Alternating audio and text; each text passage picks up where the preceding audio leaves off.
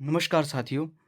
भारतवर्ष में उत्तर भारत में जिस राजवंश ने अपना प्रभुत्व स्थापित किया, गुर्जर प्रतिहार राजवंश का अध्ययन हम कर रहे थे, जिसमें हमने अब तक जाना जिसमें मंडोर जो शाखा थी वो पहली और प्राचीन शाखा है, जिसमें इनके संस्थापक थे हरिश्चंद्र, रोहिलिदी। उसके बाद रज्जिल, नरभट्ट, नागभट्ट प्रथम, यशोवर्धन, शिल्लुक, कक, बाउक, ककुक, इन राजाओं की हमने बात की। उसके बाद में जालौर, कन्नौज व उज्जैन के गुर्जर प्रतिहार राजवंश शुरू होते हैं, है ना? जिसमें इनका पहला जो राजा था वो नागभट्ट प्रथम था, ठीक है? उसके बाद वत्सराज, नागभट्ट द्वितीय और मिहिर भोज। यहाँ तक हम अध्ययन कर चुके हैं।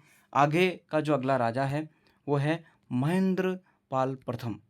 महेंद्रपाल प्रथम महेंद्रपाल प्रथम जो है ये चंद्र भट्टारिका देवी के पुत्र थे।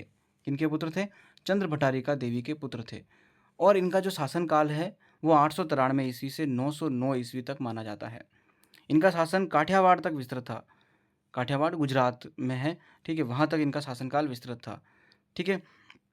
इनके दरबार में राजशेखर, है ना? राजशेखर कवि थे जिन्होंने कुछ ग्रंथ की रचना की है। ये महत्वपूर्ण है, ये परीक्षाओं में बहुत ही ज़्यादा इम्पोर्टेंट है, ठीक है? यहाँ से ही प्रश्न बनेंगे। अगर प्रश्न बनते हैं महेंद्रपाल प्रथम से तो राजशेखर से ही बनते हैं। ये वेरी वेरी इंपॉर्टेंट मान लीजिए इनको। ये इनके दरबारी राजकवि थे।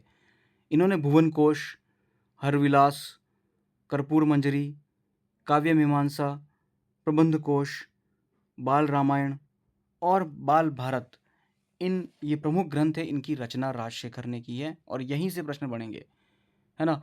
आपको प्रश्न कैसे बनेगा कि आपको राजशेखर की 3 ये ग्रंथ दे देंगे, जैसे भुवन कोश, हरविलास, कर्पूर मंजरी, है ना? ये 3 दे दिए और चौथा कोई अन्य ग्रंथ आपको ऑप्शन में आ जाएगा और पूछा जाएगा कि निम्न में से कौन-सी रचना राजशेखर की नहीं है। तो अगर आपको यहाँ पर मालूम है कि राजशेखर की रचनाएँ, राजशेखर के ग्रंथ कौन-कौन से हैं, तो आप इस प्रश्न के उत्तर तक पहुँच सकते हैं, ठीक है? जो भी प्रश्न का निर्माण होगा वहाँ तक आप पहुँच सकते हैं। तो आप राजशेखर का जो ये जो ग्रंथ है इनका बार-बार अध्ययन करिए।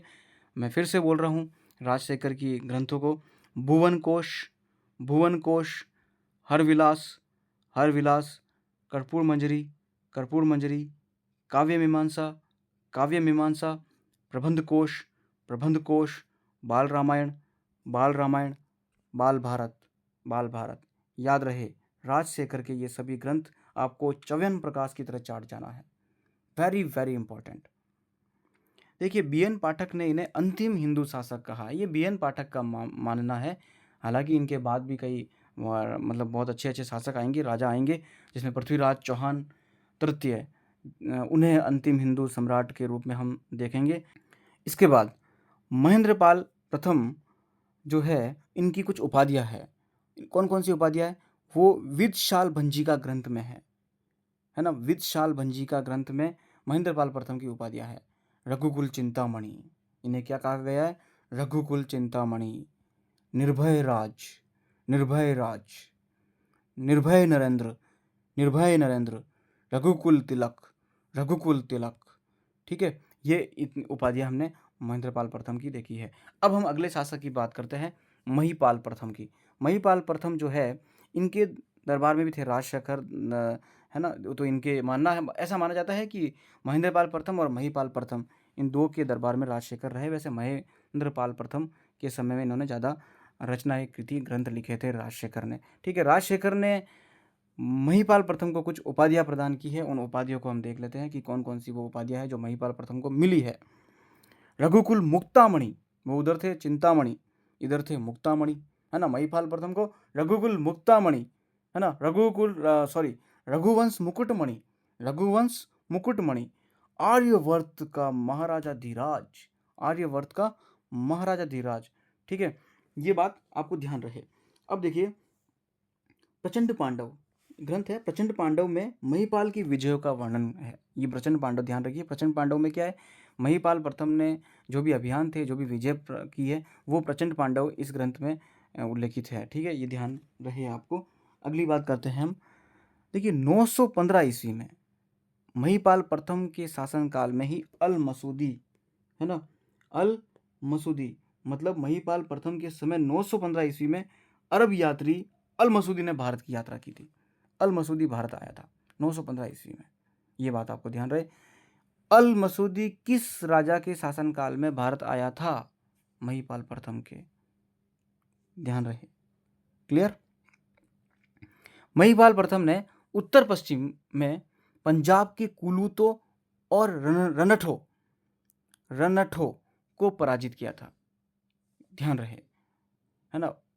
उत्तर पश्चिम भाग में, जो भारत का उत्तर पश्चिम भाग है, वहां पर महिपाल प्रथम ने पंजाब के कुलूतो और रनठो को पराजित किया था। यहाँ पर ध्यान रहे कि पंजाब के कुलूतो और रनठो को किसने पराजित किया? महिपाल प्रथम ने पराजित किया। ठीक है। यहाँ तक कि केहला अभिलेख, है ना, केहला अभिलेख के अनुसार, है ना, केहला अभिलेख के अनुसार कलचुरी वंश का राजा भीमदेव महिपाल के अधीन गोरखपुर प्रदेश का शासन था, है ना। कलचुरी वंश का राजा कौन था? भीमदेव। ये महिपाल के अधीन गोरखपुर प्रदेश का शासन, मतलब गोरखपुर प्रदेश का शासक था। ये ध्यान रहे। किस अभिलेख के अनुसार? केहला अभिलेख के अनुसार। ठीक है। अब देखिए हड्डल अभिलेख, एक अभिलेख और आता है हड्डल अभिलेख, और हड्डल अभिलेख से ज्ञात होता है, क्या ज्ञात होता है?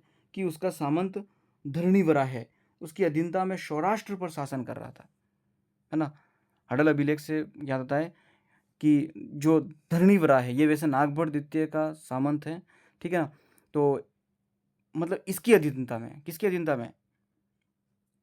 महिपाल प्रथम की अधीनता में, है ना, सौराष्ट्र पर शासन कर रहा था धरणीवरा है, नागभट्ट द्वितीय का सामंत था ये। क्लियर? अब देखिए इंद्र तृतीय, ये कौन है? राष्ट्रकूट राजवंश से संबंधित बात आ गई है। ठीक है। वापस वो आक्रमण करेंगे, मतलब मालवा पर आक्रमण कर उज्जैन को अपना अधिकार में ले लिया था इंद्र तृतीय ने। ठीक है। इंद्र तृतीय ने क्या किया? इंद्र तृतीय ने, मतलब राष्ट्रकूट वंश का शासक है ये इंद्र तृतीय, जिसने मालवा पर आक्रमण कर उज्जैन को अपने अधिकार में ले लिया। किसके शासनकाल में? महिपाल प्रथम के शासनकाल में। ठीक है। ये बात ध्यातव्य रहे। और महिपाल प्रथम ने चंदेल शासक हर्ष की सहायता से पुनः उज्जैन अपने अधिकार में ले लिया। जो इंद्र तृतीय ने जो उज्जैन इनसे छीन लिया, वो चंदेल वंश का शासक, चंदेल शासक हर्ष की मदद से वापस उन्होंने इस उज्जैन को अपने अधिकार में ले लिया। क्लियर? ध्यान रहे। अब हम बात करते हैं महेंद्रपाल द्वितीय की।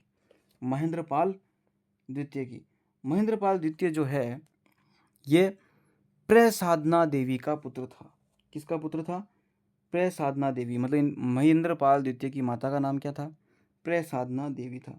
ठीक है। और महिपाल प्रथम का ही ये उत्तराधिकारी था, मतलब महिपाल प्रथम का ही पुत्र था। क्लियर? महिपाल प्रथम का पुत्र था ये। फिर महिपाल द्वितीय के बाद देवपाल राजा बनते हैं। कौन बनते हैं? देवपाल। देवपाल के बाद विनायकपाल द्वितीय, विनायकपाल द्वितीय के बाद महिपाल द्वितीय राजा बनते हैं। तो अब हम कुछ बातें महिपाल द्वितीय की कर लेते हैं कि महिपाल द्वितीय जो है वो बयाना अभिलेख में इनकी कुछ बात है ना। बयाना अभिलेख में इन्हें महाराजा धीराज महिपाल देव की उपाधि प्राप्त हुई है ना।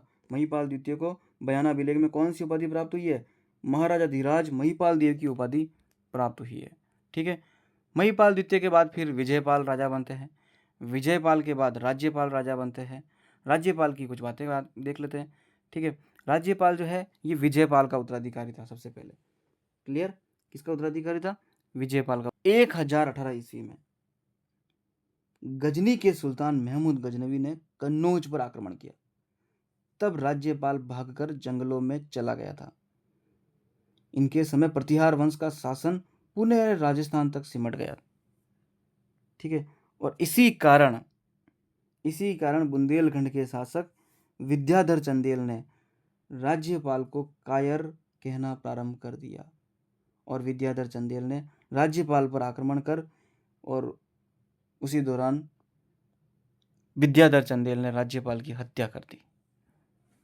ये राज्यपाल से संबंधित बात हो गई, है ना। गुर्जर प्रतिहार राजवंश के एक कायर राजा के रूप में जाने जाने वाले राज्यपाल, है ना, जिसे विद्याधर चंदेल ने इनकी कायरता के कारण इनको मार दिया था।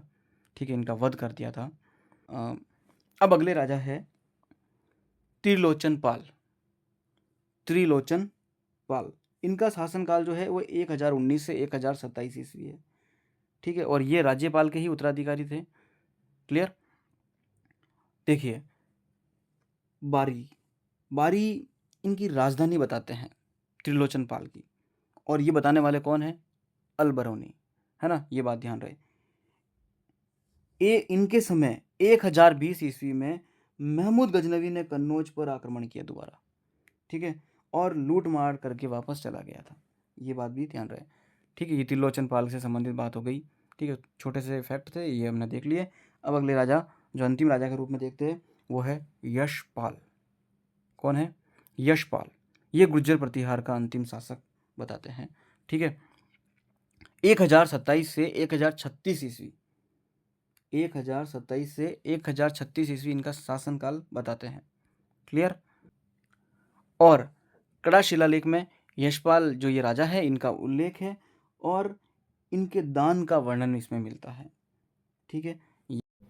तो गुर्जर प्रतिहार राजवंश के सभी महत्वपूर्ण शासकों का अध्ययन हम कर चुके हैं। अब एक छोटी सी कुछ गुत्थी है जो उलझी हुई लग रही होगी आपको कि त्रिपक्षीय संघर्ष। तो त्रिपक्षीय संघर्ष की एक छोटी सी वीडियो हम बनाएंगे, उसमें कौन सा राजा का किससे संघर्ष हो रहा है उसके बारे में जानेंगे। तब तक के लिए धन्यवाद।